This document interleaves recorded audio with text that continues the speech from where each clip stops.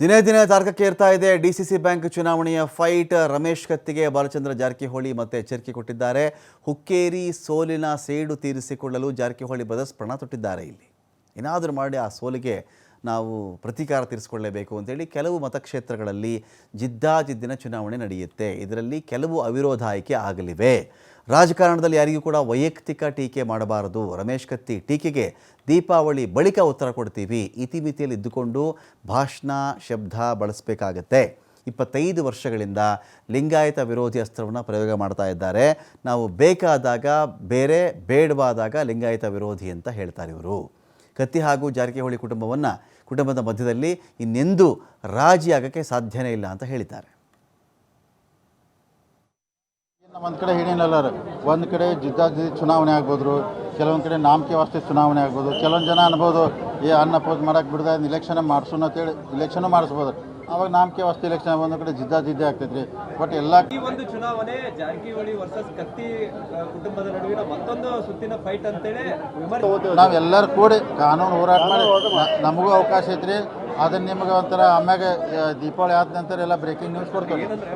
ರಾಜ್ಯದಲ್ಲೇ ಬೆಳಗಾವಿ ರಾಜಕಾರಣಿಗಳು ಅಂತಂದ್ರೆ ಒಂದು ಹಂತದಲ್ಲಿ ಒಳ್ಳೆ ಇದರಲ್ಲಿ ಓಡ್ತಾ ಇರುವಂತ ದಿನಮಾನಗಳು.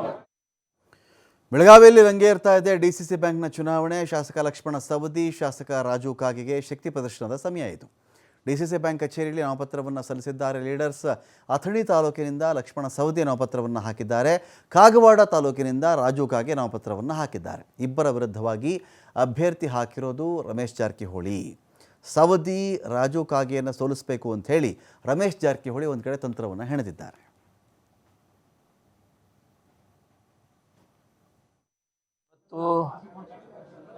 ನಾನು ಮತ್ತು ಲಕ್ಷ್ಮಣ ಸವದಿ ಅವರು ಜಿಲ್ಲಾ ಮಧ್ಯವರ್ತಿ ಬ್ಯಾಂಕ್ ಚುನಾವಣೆಗೆ ನಾನು ಕಾಗವಾಡದಿಂದ, ಅವರು ಅಥಣಿಯಿಂದ ನಾಮಪತ್ರವನ್ನು ಸಲ್ಲಿಸಿದ್ದೇವೆ. ನಾನು ಮೊದಲನೇ ಬಾರಿಗೆ ಸಹಕಾರ ಕ್ಷೇತ್ರದಲ್ಲಿ ಪಾದಾರ್ಪಣೆಯನ್ನು ಮಾಡ್ತಾ ಇದ್ದೀನಿ. ನಾನು ಪಂಚಾಯತಿ ಸದಸ್ಯ, ಮೊದಲು ಪಂಚಾಯತಿ ಸದಸ್ಯನಾಗಿ, ಜಿಲ್ಲಾ ಪಂಚಾಯತಿ ಸದಸ್ಯನಾಗಿ 5 ಬಾರಿ ಶಾಸಕನಾಗಿ ಕೆಲಸ ಮಾಡಿದ್ದೀನಿ. ಆದರೆ ನನಗೆ ಈ ಸಹಕಾರ ಕ್ಷೇತ್ರ ಹೊಸದು.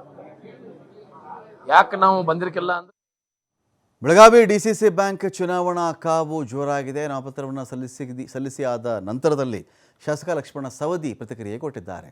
ಸೂರ್ಯ ಚಂದ್ರರಿಗೆ ಪ್ರತಿದಿನ ಗ್ರಹಣ ಹಿಡಿಯಲ್ಲ.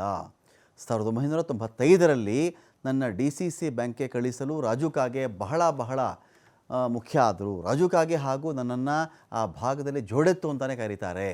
ಜೋಡೆತ್ತು ಡಿಸಿಸಿ ಬ್ಯಾಂಕ್ಗೆ ಹೋಗಬೇಕು ಅಂತ ಆಸೆ ಕೂಡ ಪಟ್ಟಿದ್ದರು ಅವರು. ನಮ್ಮ ಭಾಗದ ಜನರ ಆಸೆಯ ಪ್ರಕಾರ ಇವತ್ತು ನಾಮಪತ್ರವನ್ನು ಹಾಕಿದ್ದೇವೆ. ಸೂರ್ಯಚಂದ್ರರಿಗೆ ಗ್ರಹಣ ಪ್ರತಿದಿನ ಆಗೋದಿಲ್ಲ. ಗ್ರಹಣ ಬಂದ ವೇಳೆ ಪೂಜೆ ಪುನಸ್ಕಾರ ಇತ್ಯಾದಿ ಮಾಡಲೇಬೇಕಾಗತ್ತೆ. ರಾಜು ಕಾಗೆ ಹಾಗೂ ನಾನು ಸೇರಿಕೊಂಡು ಒಂದು ಬಣ ಅಂತ ಮಾಡ್ಕೊಂಡಿದ್ದೀವಿ. ನಮ್ಮಲ್ಲಿಗೆ ಬರುವವರಿಗೆ ಸ್ವಾಗತ ಮಾಡ್ತೀವಿ ಅಂತ ಹೇಳಿ ಸವದಿ ಮಾತಾಡಿದ್ದಾರೆ. ನನ್ನ ಜೊತೆ ಎಲ್ಲರೂ ಸ್ನೇಹಿತರಿದ್ದಾರೆ. ಈ ಬ್ಯಾಂಕಿನಲ್ಲಿ ಇರ್ತಕ್ಕಂಥ ಎಲ್ಲಾ ನಿರ್ದೇಶಕರು ನನ್ನ ಜೊತೆಗೆ ಅತ್ಯಂತ ಪ್ರೀತಿ ವಿಶ್ವಾಸದಿಂದ ಇದ್ದಾರೆ. ನಾನು ಅಧ್ಯಕ್ಷನಾದಂಥ ಸಂದರ್ಭದಲ್ಲಿ ಎಲ್ಲಾ ನಿರ್ದೇಶಕರು ಬೇರೆ ಬೇರೆ ಗುಂಪಿನಲ್ಲಿ ಇರ್ಬೋದು, ಇವತ್ತಿಗೂ ಹೇಳ್ತಾರೆ ಲಕ್ಷ್ಮಣ ಸವದಿ ಅವರು ಇದ್ದಂಥ ಸಂದರ್ಭದಲ್ಲಿ ನಮ್ಮನ್ನೆಲ್ಲರೂ ಕೂಡ ಬಹಳ ಚೆನ್ನಾಗಿ ನೋಡ್ಕೊಂಡ್ರು, ಗೌರವದಿಂದ ನೋಡ್ಕೊಂಡ್ರು ಅಂತ ಮಾತಿದೆಯಲ್ಲ, ಅದು ನನಗೆ ತೃಪ್ತಿ. ನಾಮಪತ್ರ ವಾಪಸ್ ತಗೊಂಡ್ಮೇಲೆ ಸತ್ಯ ಅಸತ್ಯ ಅನ್ನುವಂಥದ್ದು ನಿಮ್ಮ ಮುಂದೆ ಬರುತ್ತೆ. ನಾನು ಕೇಳೋದು ಅವಶ್ಯಕತೆ ಇಲ್ಲ. ಎಲ್ಲರೂ ಅಣ್ತಂಬರಂಗಿದ್ದೀವಿ. ನಂದೊಂದು ಅಪೇಕ್ಷೆ, ವಿಡ್ರಾಲ್ ಮಾಡ್ತಕ್ಕಂಥ ಏನು ದಿವಸ